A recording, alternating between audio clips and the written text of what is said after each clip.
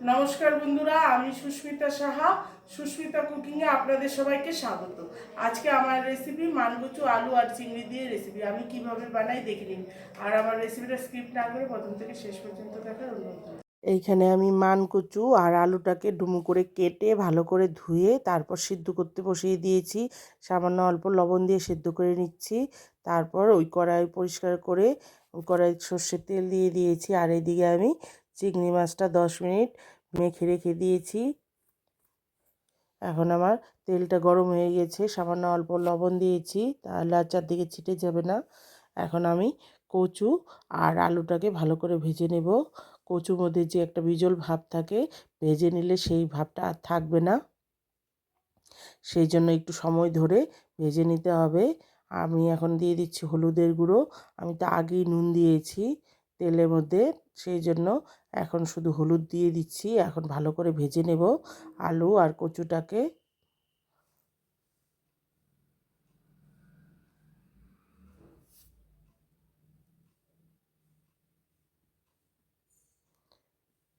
দেখুন, আমি একটু সময় ধরে ভালো করে ভেজে নিয়েছি আলু আর মানকচুটাকে।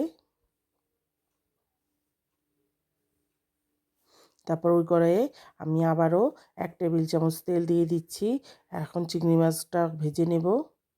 চিংড়ি মাছটা হাই ফ্লেমে ভাজতে হবে। চিংড়ি মাছটা আমি হাই ফ্লেমে 2-3 মিনিটের জন্য ভেজে নেব। বেশি একদম ভাজবো না, তাহলে রাবারের মতো শক্ত হয়ে যাবে। 2-3 মিনিট ভাজলেই হয়ে যাবে। দেখুন, আমি চিংড়ি মাছটা ভেজে নিয়েছি। চিংড়ি মাছগুলো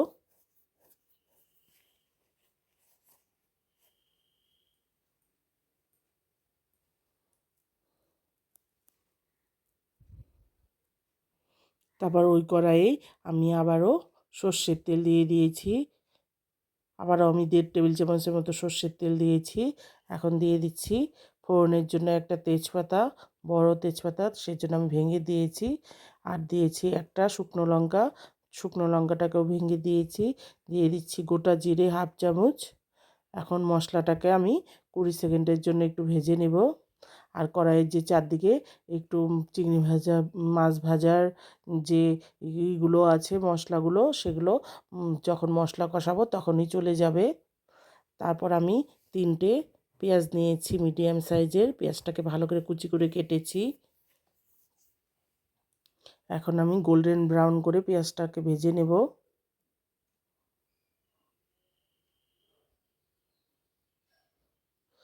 পেঁয়াজটাকে ভেজে নিয়েছি গোল্ডেন ব্রাউন করে। এখন একটা মশলা তৈরি করে রেখেছিলাম। এখানে আদা, টমেটো আর আছে 5-6টা কোয়া রসুনের টুকরো, 2টো কাঁচা লঙ্কা আমি পেস্ট করে রেখেছি। এখন মশলাটাকে 2 মিনিটের জন্য আবার ভালো করে ভেজে নেব।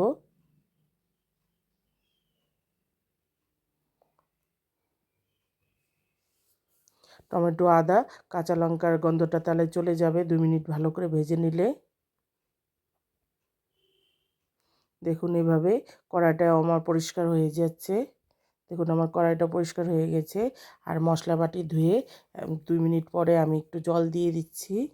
মশলাগুলো কষে গিয়েছে। এখানে আছে একটা টমেটো আর 1 ইঞ্চি আদা, 4-5টা রসুনের কোয়া আর 2টো কাঁচা লঙ্কা। এখন আমি জল দিয়ে এখন গুঁড়ো মশলা দিয়ে দিচ্ছি।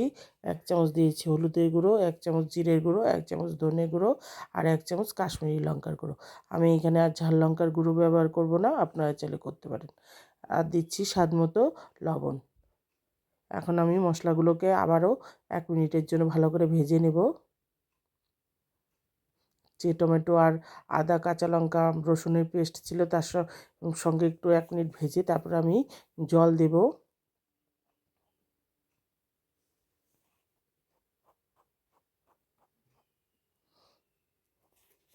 এখন মশলা কষার জন্য আমি পরিমাণ মতো জল দিয়ে দেব। মশলা কষতে যতটা জল প্রয়োজন হয় সেই বুঝে জল দিতে হবে। 4-5 মিনিট আমি মশলাটাকে কষিয়ে নেব আবারও।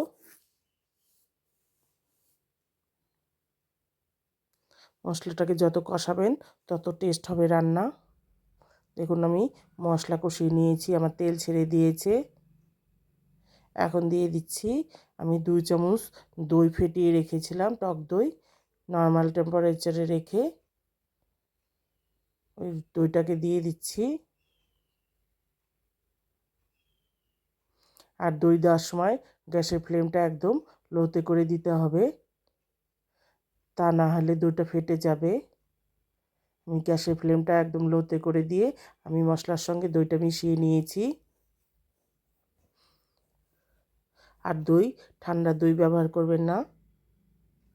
আমি মশলা কষিয়ে নিয়ে এখন কচু আর আলু আর দিয়ে দিচ্ছি চিংড়ি মাছগুলোকেও।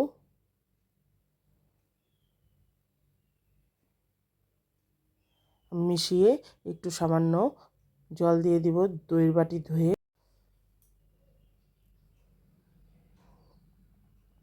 আমি দইয়ের বাটি ধুয়ে সামান্য অল্প জল দিয়ে দিচ্ছি। এখন 2 মিনিটের জন্য আমি মশলাটাকে ভালো করে কষিয়ে নেব, যাতে মশলাগুলো সব ঢুকে যায় মাছ, পানকচু আর আলুর মধ্যে।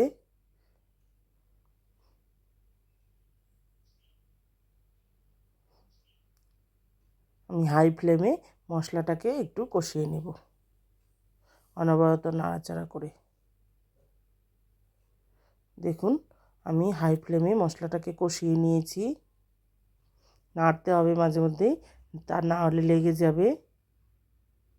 মশলাটা আমার একদম কষে গিয়েছে। এখন দিয়ে দিচ্ছি জল পরিমাণ মতো। আমি এখানে 1.5 গ্লাস পরিমাণে জল দিয়েছি, আপনারা জলটা বুঝে দেবেন।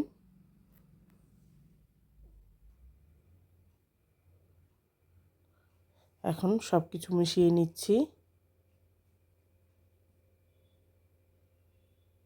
মিশিয়ে নিয়েছি। এখন দিয়ে দেব 2টো চেরা কাঁচা লঙ্কা।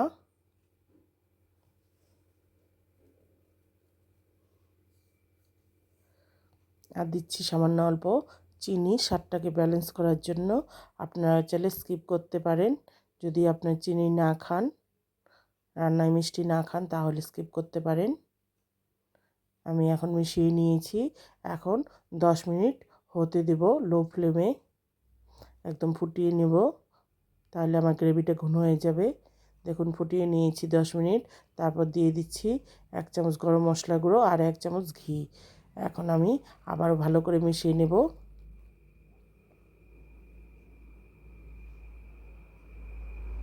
আমি একটু গ্যাসের ফ্লেমটা বাড়িয়ে দিয়ে ভালো করে মিশিয়ে নিচ্ছি। আমার তৈরি হয়ে গেছে রান্না। এখন চেক করে নেব আলুটা আর কচুটা যে সিদ্ধ হয়েছে নাকি। দেখুন আলু আর কচু ভালো সেদ্ধ হয়ে গেছে, কচুটাকেও দেখাচ্ছি। দেখুন সুন্দর সেদ্ধ হয়ে গেছে। এখন আমি সব কিছু মিশিয়ে নিয়েছি। এখন গ্যাসটা বন্ধ করে দেব। তারপর আমি ঢাকা দিয়ে 5 মিনিট স্ট্যান্ডিং টাইমে রেখে দেব। তারপর পরিবেশন করব।